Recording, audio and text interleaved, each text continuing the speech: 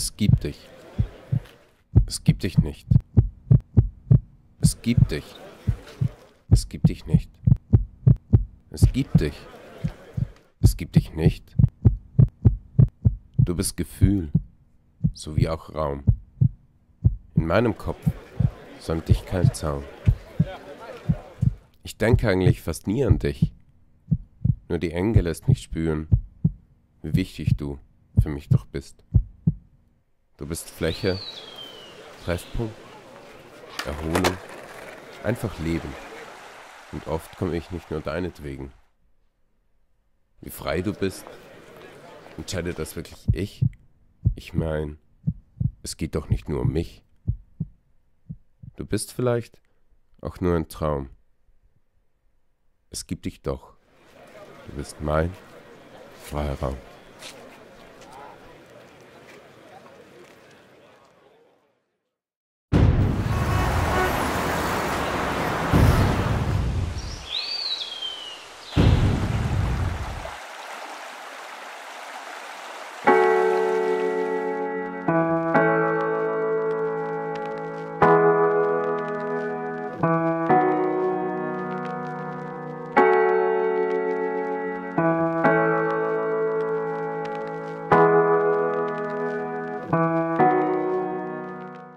Drei Länder, eine Region,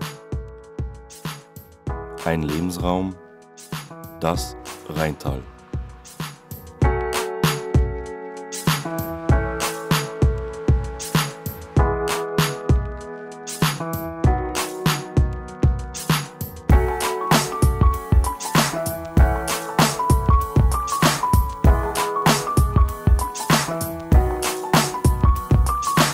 Hier leben rund 450.000 Menschen in Dörfern und kleineren Städten, die durch 5 Jahrzehnte fortschreitender Zersiedelung zu einem fast durchgehenden Siedlungsband zusammengewuchert sind.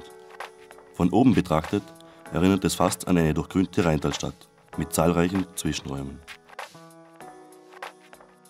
Aber auch zerschnitten und fragmentiert präsentiert es sich. Pulsierende Adern der Mobilität schneiden sich durch weitläufige Acker- und Riedflächen, verbindend und trennend zugleich im Meer des Privaten.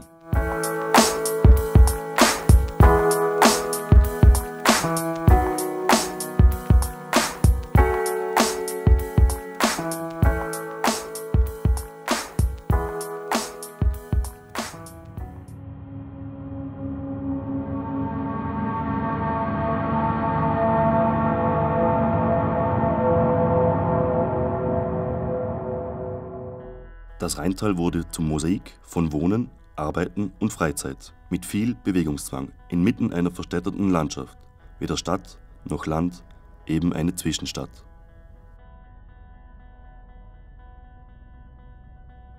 Wenn man so von oben einen Blick aufs Rheintal wirft, sieht man ja heute eine recht zusammengewachsene Besiedlung.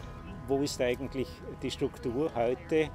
Wenn man durchfährt, ist oft schwierig zu erkennen, wo hört ein Ort auf, wo beginnt der nächste Ort. Es gibt sehr viele Räume dazwischen, wo man eigentlich nicht genau weiß, wohin sie gehören eigentlich. Dieses Dazwischen ruft auch immer wieder auf den Plan, doch etwas städtischer zu werden. Aber dieses Städtische findet sich hauptsächlich derzeit noch im Kopf. Das findet im Kopf statt. Tatsächlich ist der Vorarlberger noch sehr ländlich eingestellt. Und ansonsten würde ich sagen, ist es ein urban-regionaler Raum, viel mehr als ein urban-städtischer Raum.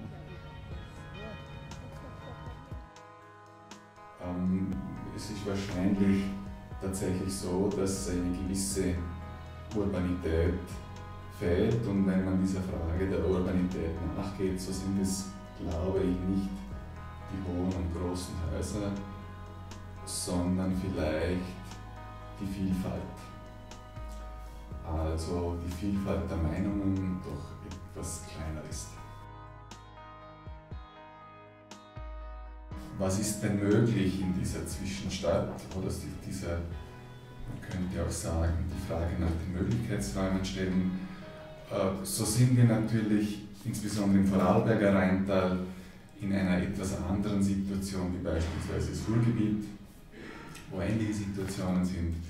In Vorarlberg gibt es recht wenig solche klassischen Brachflächen, das ja mitunter die großen Entwicklungs- und Möglichkeitsräume darstellen. Die gibt es in Vorarlberg nicht. Wir haben ein recht dynamisches Wachstum und von dem her entsteht eine gewisse andere Logik. Trotzdem sind natürlich diese Freiräume im Sinne von Möglichkeitsräumen vorhanden, wenn aber auch in etwas unterschiedlicher Quantität und auch Qualität.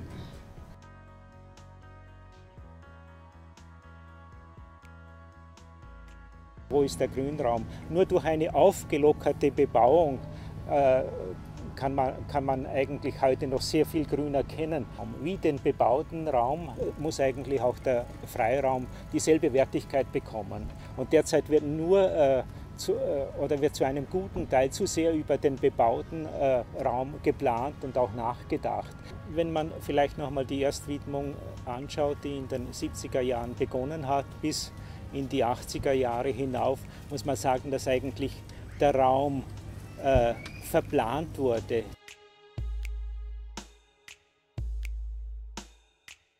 Der Wunsch nach einem Eigenheim mit Garten, meinem persönlichen Freiraum, verbannte wiederholt die Wahrnehmung für den gemeinsamen Raum und untergrub zum Teil die Sensibilität für den Umgang mit der Natur.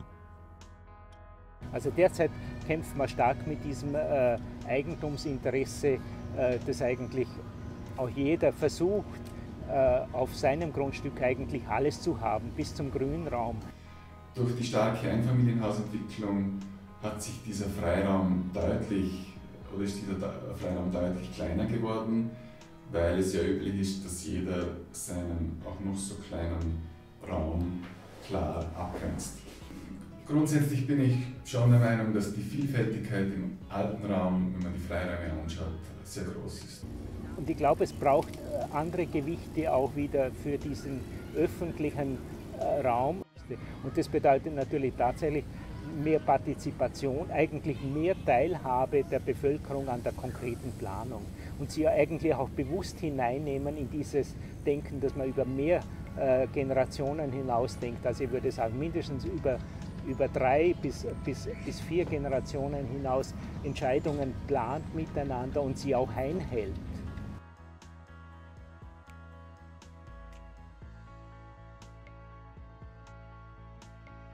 Dieser Rheintal hat im Wesentlichen 2 Grundideen. Das eine ist, die Gemeinden sind zusammengewachsen. Also wenn Sie heute von Bregenz nach Feldkirch fahren, so ist es Ihnen zum Teil ganz schwer möglich, die Ortsränder oder Gemeindegrenzen zu erkennen.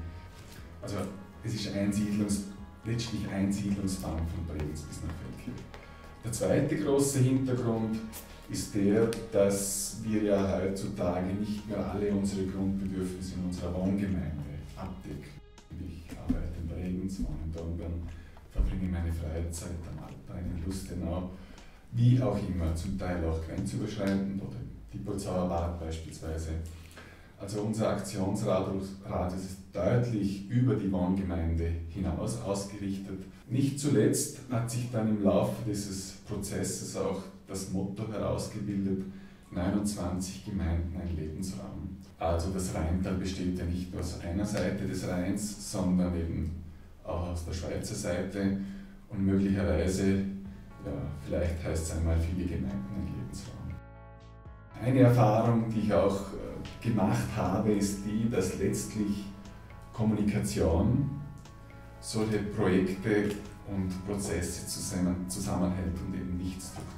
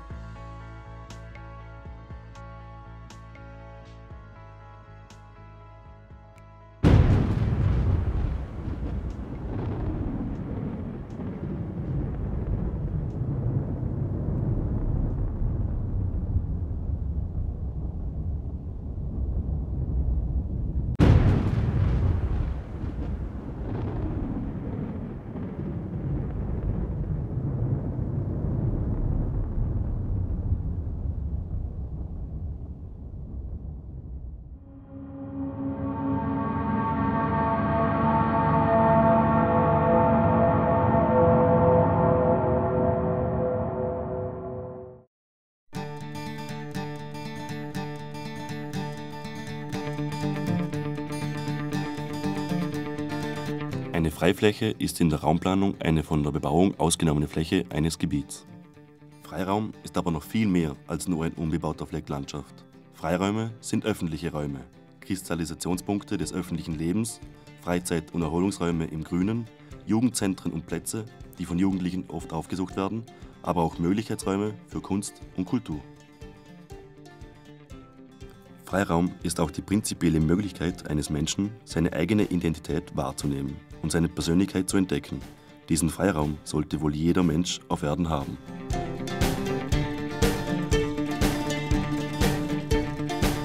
Jedoch leben wir heute in einer Gesellschaft der Kontrolle und Begriffe wie Sicherheit und Überwachung treten immer mehr in den Vordergrund unseres gesellschaftlichen Zusammenlebens.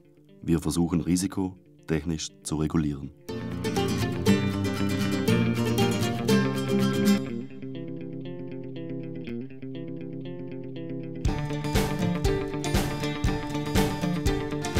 Im öffentlichen Raum spiegeln dies zahlreiche Verbotsschilder, Überwachungskameras und vermehrte Kontrollen wider.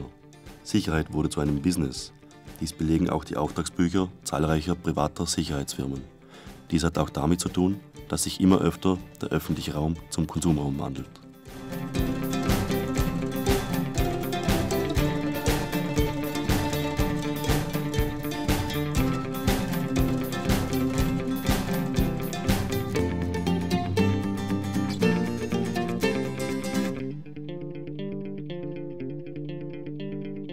Privatisierungen von Straßen und Plätzen für kommerzielle Zwecke oder auch der Bau von Shopping-Cities hüllen den öffentlichen Charakter von Stadträumen aus, da die Zugänglichkeit durch private Verfügungsrechte eingeschränkt wird.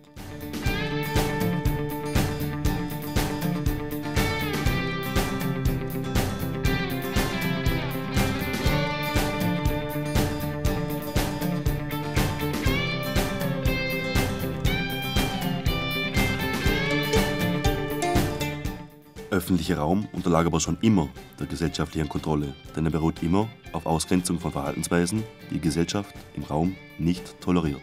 Ein gelungener öffentlicher Raum sollte jedoch Respekt und Vielfalt zum Ausdruck bringen, sowie die individuelle Entfaltung zulassen. Dies ist besonders für Menschen, die vielleicht noch keinen festen Platz in der Gesellschaft gefunden haben, wichtig, dass sie auch genügend Freiraum spüren, um sich wohlzufühlen.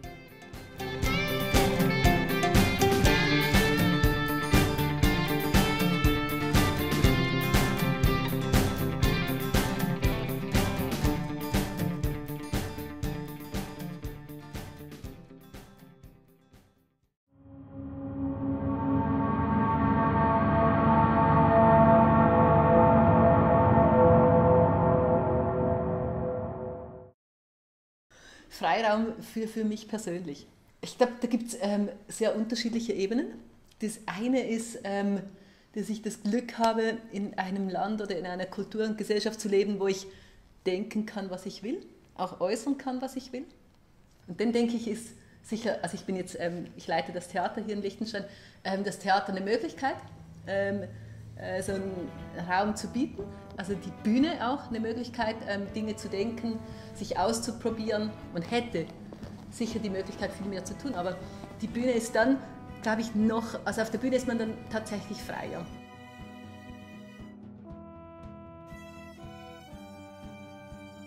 Ich versuche, den Künstlern Möglichkeiten zu bieten. Wir können versuchen, gemeinsam was auf die Beine zu stellen, was du alleine nicht kannst und was ich alleine nicht kann.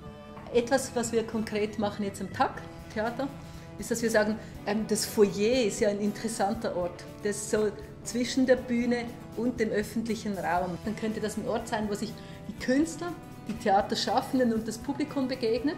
Da ist das Publikum, finde ich, extrem offen, tolerant. Eine richtig lebendige, vielfältige Kulturszene braucht, glaube ich, eine gewisse Urbanität. Ich denke, man ist extrem eingeschränkt im öffentlichen Raum, in seinen Möglichkeiten, also den Möglichkeiten, sich zu äußern, weil man sich natürlich pausenlos beobachtet fühlt, weil bestimmte Dinge möglich sind, andere nicht, weil man gefallen will oder nicht auffallen und so weiter. Aber ich glaube, es braucht auch die Leute, die einfach wissen, es ist irgendwas los, ich gehe mal auf die Straße, ich werde sowieso jemanden treffen und dann mal gucken, was passiert. Und ein Liechtensteiner, der muss immer über die Grenzen.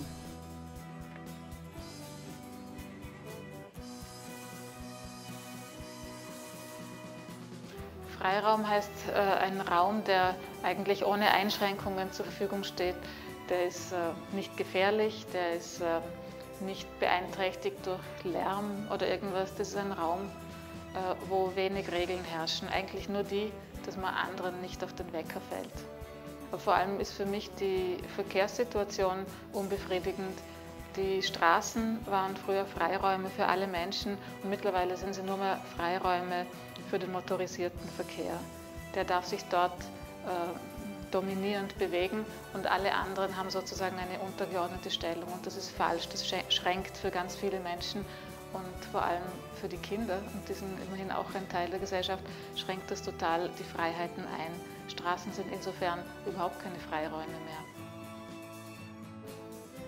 Aber es geht auch darum, dass die kulturellen Freiräume vielleicht bescheidener geworden sind. Es ist zwar das Angebot gewachsen, aber die Räume sind in dem Sinn nicht mitgewachsen und eben die Räume, um selber für sich was zu verwirklichen. Nachdem jetzt das autonome Kulturzentrum im Rheintal vorerst gescheitert ist, gibt es eigentlich nur mehr institutionalisierte kulturelle Freiräume bei den Kulturinitiativen, die diese Freiräume extra schaffen wollen und Leute einladen, aktiv zu werden. Und das genügt nicht. Es fehlen auch für mich wirklich Kulturbereiche, die woanders sehr lebendig und sehr spannend sich darstellen, zum Beispiel eine Queer-Szene. Eine lebendige Queer-Szene impliziert eine gewisse Offenheit. Ja? Das Gegenteil einer bürgerlichen Beschränktheit, die nur ihresgleichen toleriert. Es ist mehr ein Signal. Ja? Es ist das Signal, dass Leute, egal wie sie sich jetzt orientieren und welche kulturellen Präferenzen sie haben, hier Platz finden. Und es ist bekannt, dass dort, wo eine Queer-Szene sich etablieren kann, das Kulturleben immens bereichert ist und eigentlich sehr viel stattfindet. Ja, was ist für mich Freiraum? Spannend eigentlich, weil es zwei Gegensätze in sich selber dreht. Frei ist frei, ohne Grenzen, Raum ist begrenzt. Freiraum ist für mich wahrscheinlich, dass man in einem gewissen Umfeld sich selber sein kann, ohne Grenzen, selbst sich Gedanken, Ideen kreieren, spinnen kann und ja, so das Optimale aus einem Umfeld, aus seinem Leben eigentlich macht, ja, gestaltet.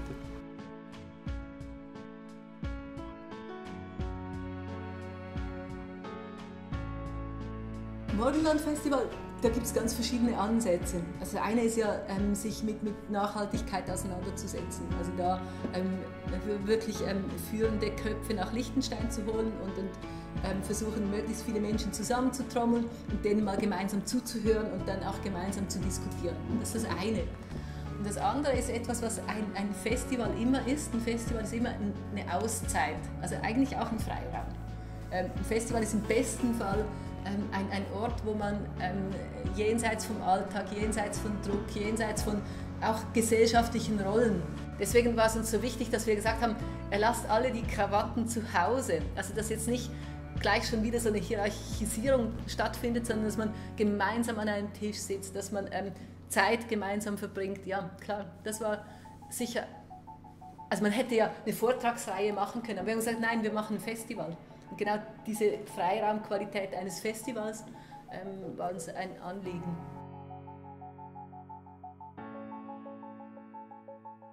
Das Morgenland, der Verein Benefaktum und auch der Ideenkanal, wenn wir es jetzt gerade so ansprechen, sollte eigentlich wirklich das Fundament für so ein Thema, für das Zusammenleben, zum Freiraum gestalten, bieten.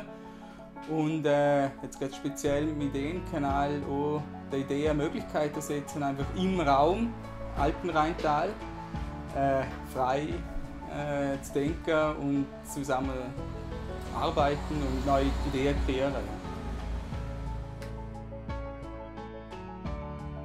Um eine lebenswerte Zukunft zu gestalten, für alle Menschen auf dieser Erde. Und ich glaube, das muss wirklich immer der Anspruch sein. Wir können nicht unser kleines Paradies in Liechtenstein realisieren, sondern wir müssen immer sagen, eine lebenswerte Zukunft für wirklich jeden auf der Welt.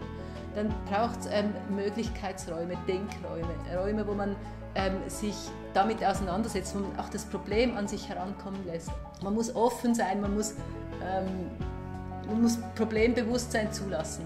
Und dann, wenn man das hat, dann muss man tatsächlich auch darum kämpfen, dass es Orte gibt, wo man das diskutiert miteinander, wo man versucht, Lösungen zu denken und die Welt auf den Kopf zu stellen letztlich. Also weil so wie wir jetzt wirtschaften, so wie wir jetzt handeln, das, was uns jetzt richtig scheint, das kann es nicht sein, weil das schafft die Probleme, die es jetzt gibt.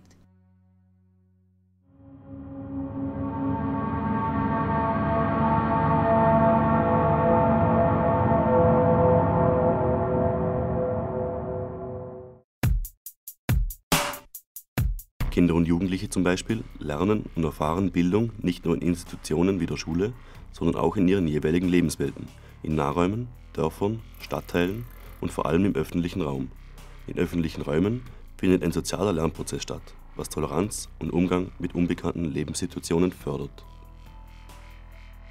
Jedoch wird dem Verhalten Jugendlicher im Freiraum allzu oft und schnell ein rücksichtsloser Umgang vorgeworfen. Das ideelle Gesellschaftsbild wird gestört. Das Auge für den Unterschied zwischen rebellierendem Verhalten und kreativem Verhalten oft aus Unerfahrenheit geschlossen. Aber abhängen, chillen und so weiter können viel mehr sein als nur sinnentleerter Zeitvertreib. Wichtig war immer, dass man die Leute machen lässt, dass man sie experimentieren lässt, dass man nicht Projekte macht, wie sie derzeit einfach gang und gäbe sind, dass man das Ergebnis vorher schon bekannt gibt. Wichtig war für uns, diese Freiräume, die geistigen, auch natürlich die räumlichen Freiräume als Experimentierfeld. Jugendliche nehmen sich den öffentlichen Raum zurecht, solange eigentlich mit Jugendlichen nicht die Planung erfolgt. Mit den Jugendlichen geplant, mit Architekten geplant, wobei sie eigentlich sagen konnten, was sie wollten. Man muss ganz klar sagen, dass eigentlich die Räume vorhanden sind, nur sie sind letztlich mental belegt, insbesondere vor den Vorstellungen der Erwachsenen. Und das hat sich eben entwickelt. Die Jugendarbeit, dann Kulturarbeit, dann war die Forderung nach einem interdisziplinären Kultur- und Kommunikationszentrum, Transmitter, wo mit Open-Air-Gelände, mit sehr viel Produktionswerkstätten drin, mit natürlich Radio, also eher so dieses Crossover auch von der bildenden Kunst her, dass wir dort Räumlichkeiten zur Verfügung bekommen. Es ist so, in den 70er, 80er Jahren war ja eine sehr große Bewegung in Vorarlberg. Da hat es vom Montafon bis zum Bregenzer Wald Initiativen gegeben. Dort war aber ein allgemeiner Aufbruch zu spüren gegen das Konservative. Und da hat es auf verschiedenen Ebenen Initiativen und Empowerment-Bewegungen gegeben. Und wenn man jetzt das ganze Revue passieren lässt, muss man eines sagen. Die kritischen Leute haben sich verflüchtigt. Also man fragt nicht mehr den Sinn und Zweck von irgendwelchen Aktionen, sondern zuerst muss die Kohle her und dann ist man natürlich überbracht, weil man ständig in Existenzängsten ist. Man beteiligt sich nicht mehr am gesellschaftspolitischen Diskurs.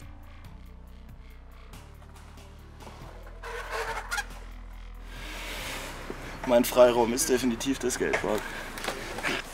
Also so ein Skatepark ist natürlich ein Treffpunkt für Leute, die dieselben Interessengemeinschaften haben, oder?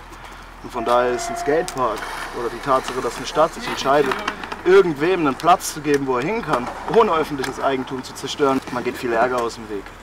Das bedeutet nicht einfach nur feiern und so weiter, sondern für mich ist es nach der Arbeit mein Skate zu nehmen und irgendwo hingehen zu können, wo ich Skateboard fahren kann, ohne Ärger.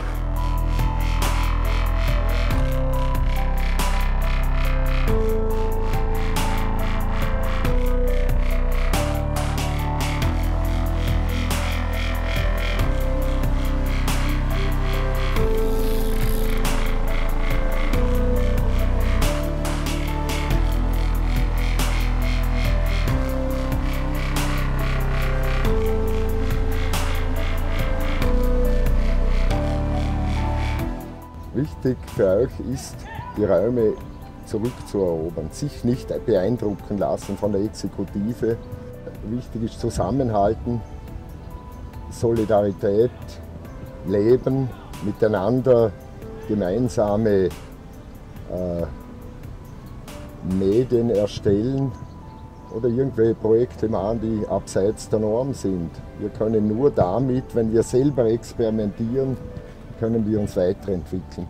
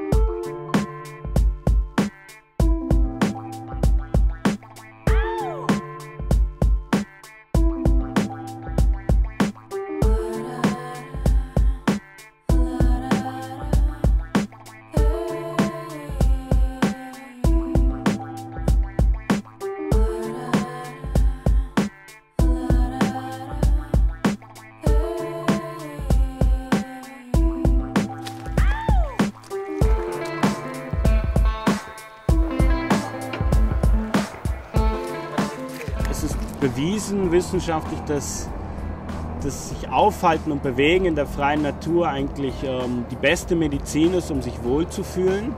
Ich glaube, da braucht unsere Gesellschaft einen stärkeren Diskurs, um irgendwie sich auch bewusst zu werden, was so ein Freiraum, der vielleicht auf den ersten Blick finanziell gesehen nicht attraktiv ist, für uns bedeutet und für einen Wert hat.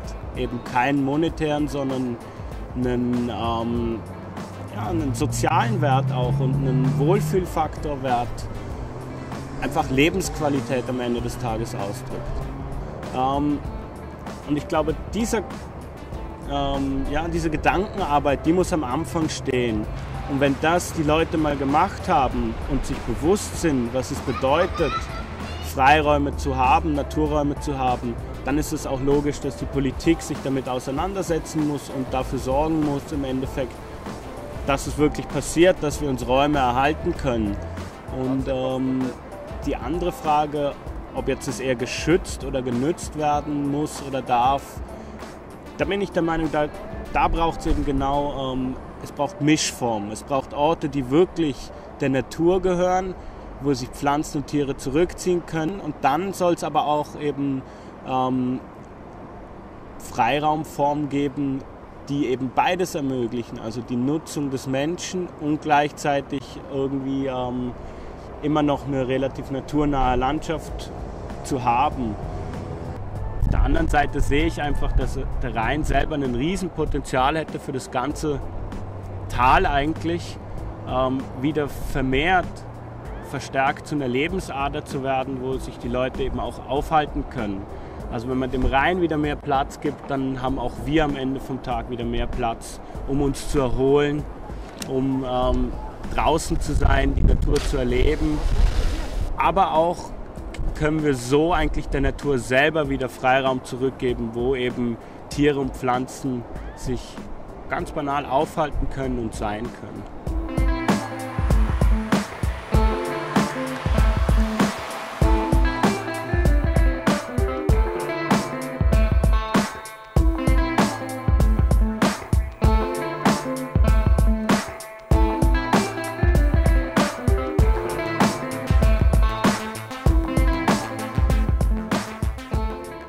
Also wenn wir darüber reden, was passiert, wenn wir so weitermachen wie bisher, dann sehe ich schon so, wenn wir Zeithorizont 10, 20 Jahre herziehen oder dann auch 50 Jahre, dann ist meine starke Befürchtung aufgrund der jetzigen Planung auch, dass im Prinzip aus einer ehemals sehr grünen Landschaft mit viel Kulturland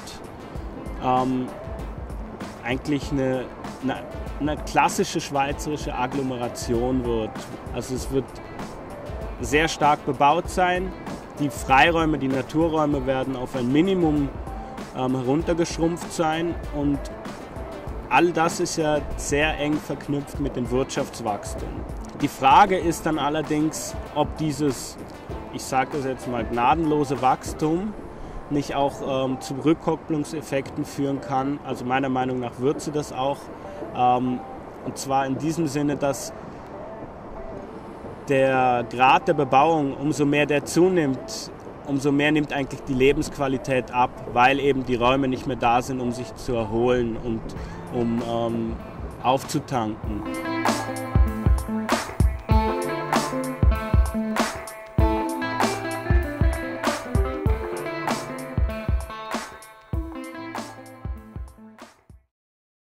Freiräume sind auch Denkräume. In Zeiten, in denen Konsum, Stress und Überarbeitung unser Gesellschaftsbild prägen, ist es an der Zeit, darüber nachzudenken, wie unser Morgenland denn aussehen könnte, indem es nicht darum geht, Wohlstand auf die Kosten uns aller zu generieren. Eines ist klar, wir brauchen auch Freiräume für neue Ideen. Wie wir das machen, ist wieder eine andere Geschichte.